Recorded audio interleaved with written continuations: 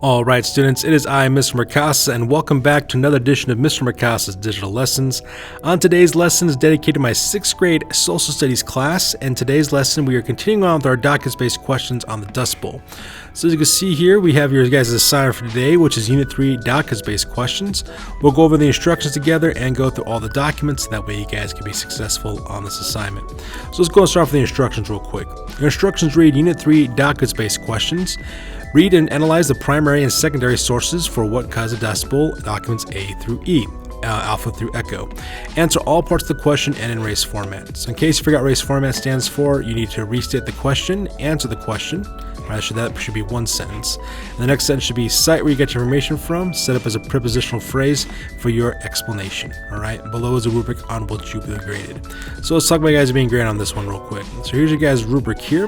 To get 100% of this assignment, you must do a couple of things. First of all, you complete and identify in detail your cited sources, and you summarize your information to make your guys' detailed arguments. All right. You also effectively analyze a range of sources and data in terms of origin and purpose and recognize their value and limitation, and consistently identifies their perspectives and explain their implications. So this portion here, ladies and gentlemen, this would be for you guys' restated answer portion of your questions, while these green ones up here are for the citation and explanation portion of your work. And yes, you are getting 2 grades on this assignment, so make sure you do a good job on both of those, all right? So that way you get full credit. So let's go on and talk about your guys' dockets-based questions real fast. So as you guys can see here, this is the Unit 3 DBQ we started off with what caused a Dust Bowl. You guys have already read the background essay, and this is what your guys' documents look like. So let me zoom out real quick so you can see what they look like. Your documents are pretty straightforward. You have your source information up here, which tells you where the document came from. And of course, you have your document right over here, whether it's a secondary or a primary source. Now, the thing you need to pay attention to are the questions down below. As you can see, this one has 5 questions. These are the questions you must answer in race format. Okay, and that goes for all the documents alpha through echo. All right, so there's document A, here's document B, document C, document D, and then finally document E. All right, so let's go over these documents real quick and read them to you so that way you guys can work on your questions. So let me go and zoom in real quick. So the source from this one is by a guy named Donald Worcester, who wrote a book called The Dust Bowl, The Southern Plains in the 1930s. It was published by the Oxford University Press in 1979. This is what he has to say about it. He says, the story of the Southern Plains in the 1930s is essentially about dust storms when the earth ran amok, and not once or twice, but over and over for the better part of a decade.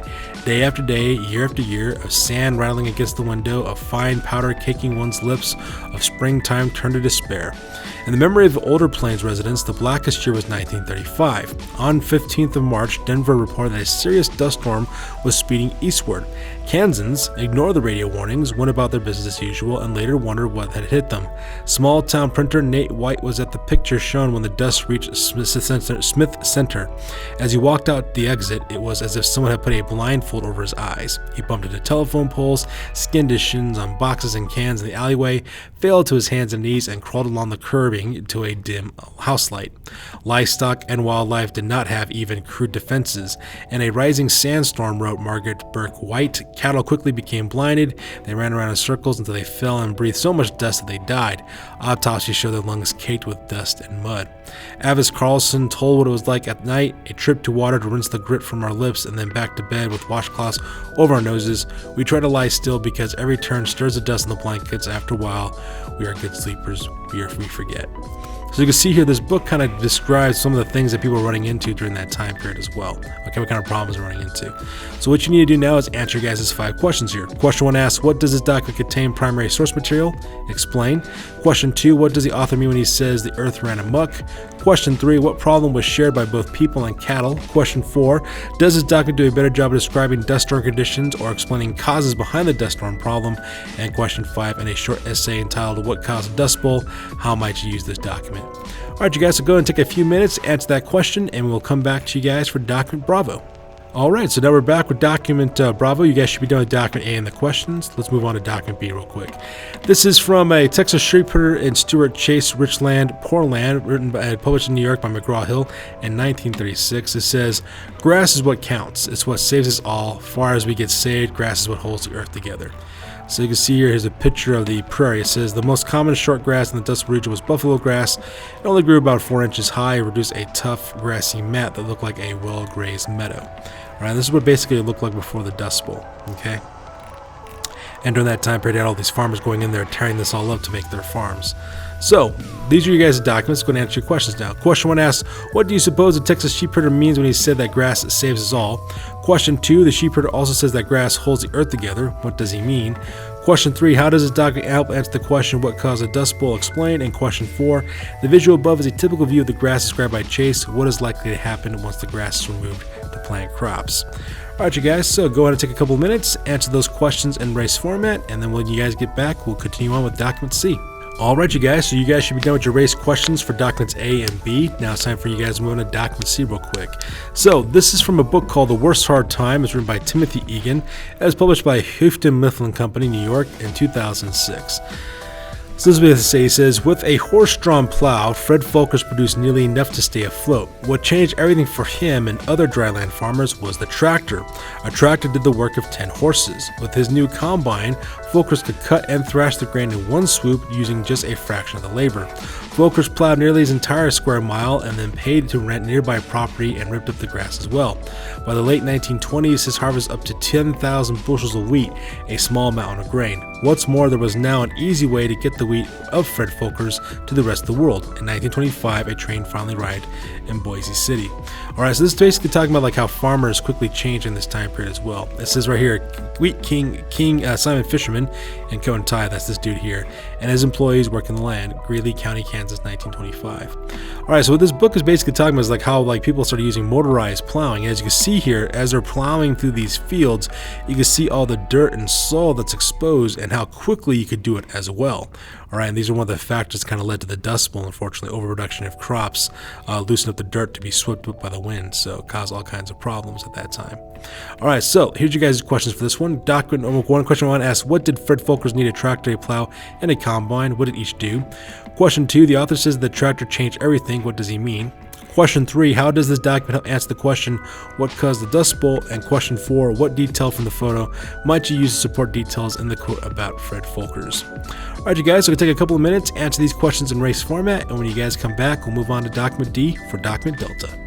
Alright, so now we're back for document D now, so you guys should be done with documents A, B, and C with their race format questions. So here's document D. The source comes from Great Plains Drought Area Committee report of August 27, 1936. It's a government report that was created in Washington, D.C. using the government printing office, and this committee was formed at the request of President Franklin Roosevelt. So this is what we're looking at here. So as you can see here, this says the acreage of harvested crops in 8 Great Plains states. So as you can see here in 1879, this is pretty much where we start seeing the original getting development of the wheat. And in 1899, when we start seeing motorized things taking place, you can see that the units have increased 5 times over.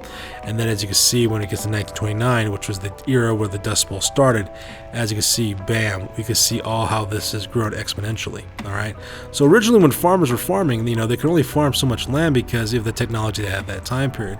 By the time we get to the 20th century, though, bam, tractors, combines, all those different things are making it possible to farm more and more land very, very quickly and very, very easily as well.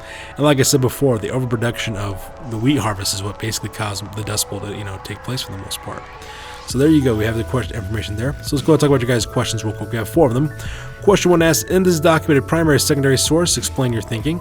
Question 2, how many acres of crops were harvested in the Plains states in 1879, in 1899, and 1929?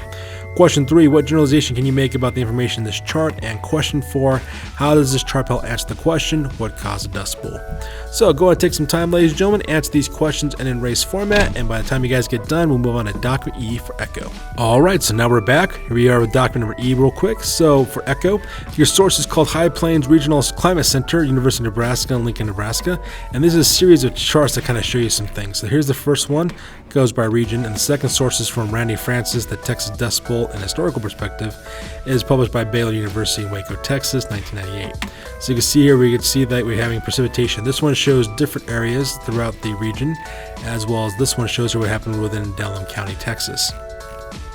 So you can see we have areas for Clovis, New Mexico, Boise City, Oklahoma, Delhart, Texas, Burlington, Colorado, and Goodland, Kansas. The notation says here that John Wesley Powell, the great western explorer, determined that 20 inches of rain annually was the minimum for successful farming on the plains, but he said at 20 inches agriculture will not be uniformly successful from season to season. All right, which means that you basically need at least 20 inches of rain in order to be a successful farmer. and this is what we're seeing at that time period. So already at the max right now, we're kind of cutting it kind of close whether we can grow crops or not. You know, we're barely doing it at that point. Okay, and that was one of the problems that we ran into. All right, so this is where we start seeing how like droughts and lack of rain can cause that soil to transform to dust. Now this one actually shows the annual precipitation of Delaware County, Texas, which is in Delhart, Texas here. As you can see here in 1929, we have 33.4 inches of rainfall taking place at that time period. But as we go through this time period, as you can see, we get considerably less and less rain. Now by the time that the Dust Bowl was hitting this region, all right, that time period was right about here. So you can see here, 9 inches, 9 inches. We've gone basically down to a third, not even a half in some cases. So because of that, the droughts are one of the contributing factors that kind of led to the Dust Bowl being formed. So we have overproduction of crops, we have lack of rainfall also causing problems as well. So let's go on and talk about this real quick. So here's your guys' last 4 questions. Question 1 asks, according to John Wesley Powell, how much annual rainfall is necessary to grow crops in arid regions like the southern Great Plains? Question 2, to the nearest inch, what was the average annual rainfall of the 5 Dust Bowl towns? Question 3, from 1931 to 1940, how many years was Delhart's rainfall below normal? And question 4, how do these charts together help answer the question, what caused the Dust Bowl?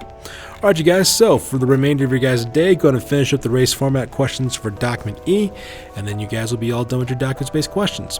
So that's good for this digital lesson, you guys. We will catch you guys next one. Peace out and stay classy.